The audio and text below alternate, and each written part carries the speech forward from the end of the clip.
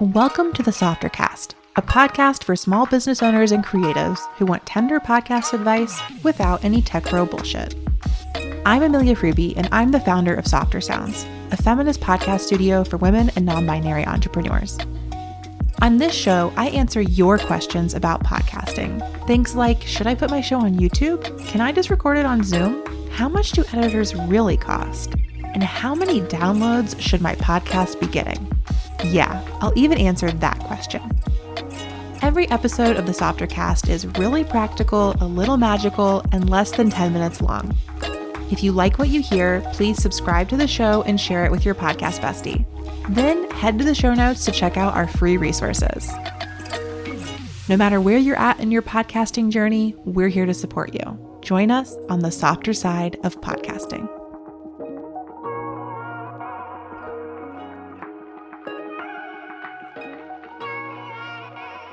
Hello and welcome to the Softercast, a show where I, Amelia Freebie, founder of Softer Sounds Podcast Studio, answer your very cool creative artist, small business owner making a podcast questions.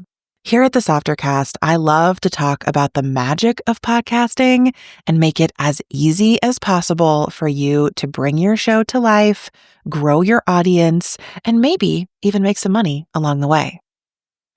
I have not shared an episode in a few months because I have been busy launching my new book, Your Attention is Sacred, Except on Social Media. This book offers a new understanding of the attention economy, a critique of the power of social media algorithms, and new ways to reclaim your attention and begin to heal your fractured mind through pleasure, connection, and regenerative practice. You might not have heard of it over here on this feed, but if you enjoy my work, I think you'll love the book, and I'd really appreciate your support in buying a copy. So you can head to yourattentionissacred.com or the link in the show notes to check it out. And while you're doing that, let me tell you about today's episode. So in this episode of the podcast, I am going to answer a question from Rachel of the Money Healing Club podcast. She is a return question asker. I'm thrilled to have her back. And we will be talking about private podcasts because Rachel noticed that I launched a private podcast inside my membership program, the Interweb, and she was curious how it works and if she might do that too. So let's hear Rachel's question, and then I'll give you all the answers. Hey, Amelia, I am really bad at self-paced courses. I'm bad at getting them done. I always have the best intentions, but it's really hard to actually get through the content. But as an Interweb member, I just love this new service that you just released to all of us, which was to have all of the Interweb lessons as a private podcast feed, which makes it just so much more accessible for me to listen to, while I'm driving or doing dishes or whatever, just like a regular podcast. And I just really loved it. So how did you do that? How does one do that? How does one make sure that the content works audio-wise, especially if there was originally a visual component? That's one thing I'm a little worried about because my lessons tend to be kind of visual. So I'm not sure if that would work for me. And then how do you make sure that, if people leave your membership or are no longer clients, do they no longer get access to that? But I guess they've already downloaded it. I'd love to know your thought process as well as sort of the back end. How did you make it happen? And also, what are you seeing? Do you see metrics of people downloading them or consuming them? I'm just wondering, as a business owner, how this fits into your whole ecosystem. So thank you so much for the inspiration, and I'm very interested to try it. Isn't Rachel so great? I love having her in the Interweb and here on the Softercast, and I'm super excited to talk to you about private podcasts today. So the first thing I'll say is I don't think Rachel actually uses the term private podcast, but that is what she's describing. So in my membership, the Interweb, I have a resource portal of all of the calls that we've had in the community, as well as some pre-recorded classes that are available for members. And I love our Interweb portal, but I noticed that some of the most popular classes weren't getting a lot of replays. And when I asked members why, they typically said because it was just hard to find time to sit on the computer and watch them. Like, we're all Zoom fatigued. We're all sick of being on screens. So I decided to find a way to share that material in a format where you could listen on the go and you wouldn't need to be on your computer to access the content. To do that, I created a private podcast feed that had the audio version of every class in the interweb portal. So now members can sign up to get a private RSS feed and listen to the classes anytime, anywhere.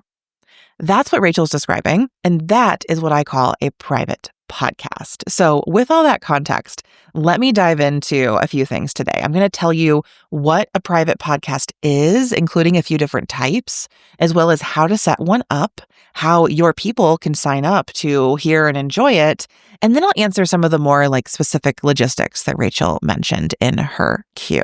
So first things first, what is a private podcast? I think there are two types of private podcasts. There are unlisted podcasts that just happen to be private. And then there are podcasts that have private RSS feeds, which means that every listener of your show gets their own unique RSS feed that determines their access to episodes. So with an unlisted podcast, you just have one RSS feed for your show that you can share easily. It's essentially a public show that is not listed on Apple or Spotify, so people can't find it unless you tell them about it. This could be great for you if you only want to give access to your episodes when people sign up for your mailing list. So you can set it up on your website using a traditional podcast hosting platform. I've set them up with Transistor. You can put it in Buzzsprout. You can do it through Squarespace. You just set it up like any other podcast, but you don't submit it to Apple and Spotify when you set it up. And then you'd put it on your website or send the link via email whenever you want to give access to someone. So that's an unlisted but private podcast. Now, when most people say private podcast, they're referring to the private RSS feed version, where every listener has their own RSS feed. So these are only for people who sign up for something from you. They have to give you their email address or buy a paid offering or product of some kind. And that's how they get access to the private RSS feed. And again, their feed is unique to them. So you actually can see, did they start listening? What have they listened to? How much of the content have they consumed? Because you have this sort of unique link right into their podcast player. Now, how do you set that up? Maybe you're listening to this and you're like, Amelia, I don't even know what an RSS feed is. And that is perfectly okay. So the RSS feed is just the technology on which your episodes live and that updates every time you get a new episode. And when you have a public podcast, Apple and Spotify and all the listening platforms, they are tuned in to your RSS feed. So when something new goes there, they grab it and push it through to their listening platforms. But when you have a private podcast, things are still going on the RSS feed, but they're not getting pushed to that public distribution. So you can think of an RSS feed like a blog. They often run on RSS feeds as well, but it's like the audio blog for your podcast. And it's the one that all the places you tell about it are tuned into. So if you want to set up a private podcast, you're typically going to use a paid service to do that. The most popular one is Helloaudio. It has all the bells and whistles and stats and information and integrations that you could want. If you want something simpler, you can actually use Captivate, I believe, for free to set up a private podcast, or I use Transistor to set up my private podcast. Now, if you want to sell your private podcast, Captivate and Transistor do not have any of that built in. So if you want a built-in place where you can set up a private podcast and sell it, I would recommend Helloaudio. But if you already are selling something else and you want to add a private podcast to that offering, then you could set it up somewhere else because your sales is happening elsewhere. So I set up my private podcast for the interweb in Transistor. I'm not going to talk through the setup process here. You can go find those platforms. They'll guide you through it. But once you have it set up, how do you get it to your people, right? How do you share it with them? Well, all of these platforms, Helloaudio, Captivate, and Transistor, are going to give you a way for people to opt in. So with Transistor, I have a page where they can enter their email address and get the private podcast feed for the membership. You can also set up automations through tools like Zapier so that when someone signs up for an email list or an offering, they automatically get an email inviting them to the private podcast feed. For me, because this was a private podcast feed that was like a perk of another membership, I didn't need every single person who signed up for the membership to get zapped into it. I decided to include the sign-up form in my onboarding workflow so the people who wanted it could get it, but it wouldn't become confusing for anyone who didn't care about the private podcast feed. But that was just my personal decision. Now, let me answer a few of the logistical questions that Rachel asked. So, one was about content. She mentioned that she does video calls that have a lot of visuals, and will that translate on an audio feed? Well, yes and no. I think that plenty of people can sort of get the gist of what you're talking about without the visual element, especially people who love to listen to podcasts. Like if they're into the private podcast feed, they probably love to listen. They'll probably try to figure it out. But that said, there will certainly be elements that they'll miss without the video. So the way I handle that is I link directly to where they can find the slides in our interweb portal in the show notes for each episode. So if someone's listening to something and they're like, oh, I really want to see what they're talking about right here, they can go to the podcast episode show notes and click the link, and it'll take them to the login page and directly to where those visuals exist. Then there's a question about stats. So can you see metrics on what people are watching or doing?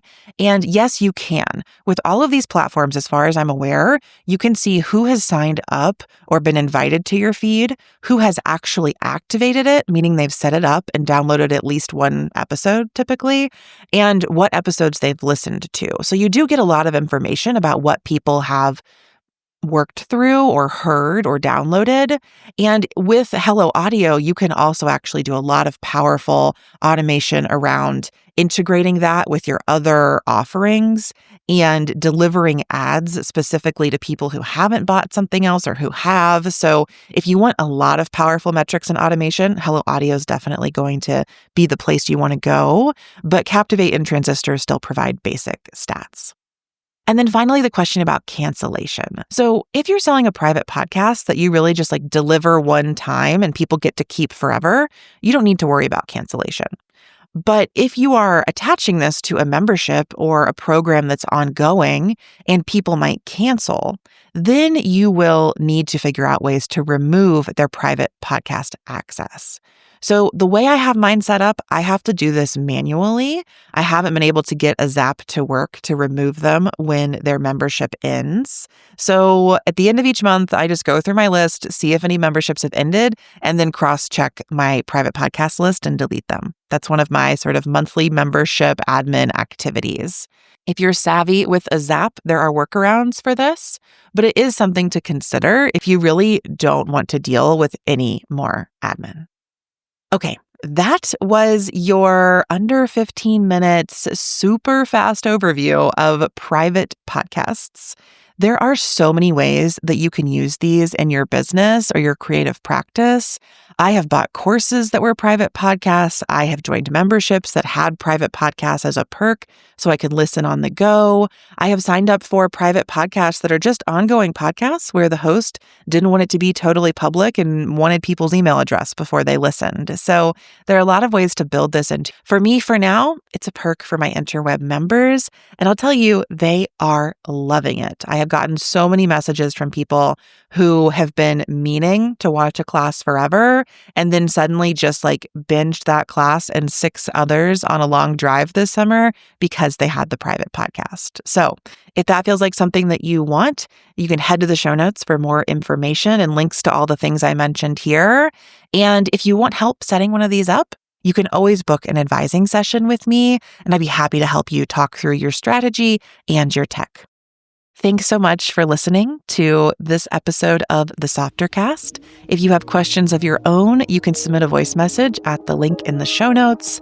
And until next time, I will see you on the softer side of podcasting.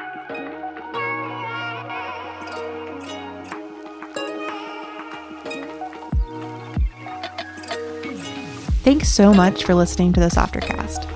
If you enjoyed this episode, please send it to your podcast bestie. And after you do that, go ahead and drop us 5 stars on Apple Podcasts or Spotify.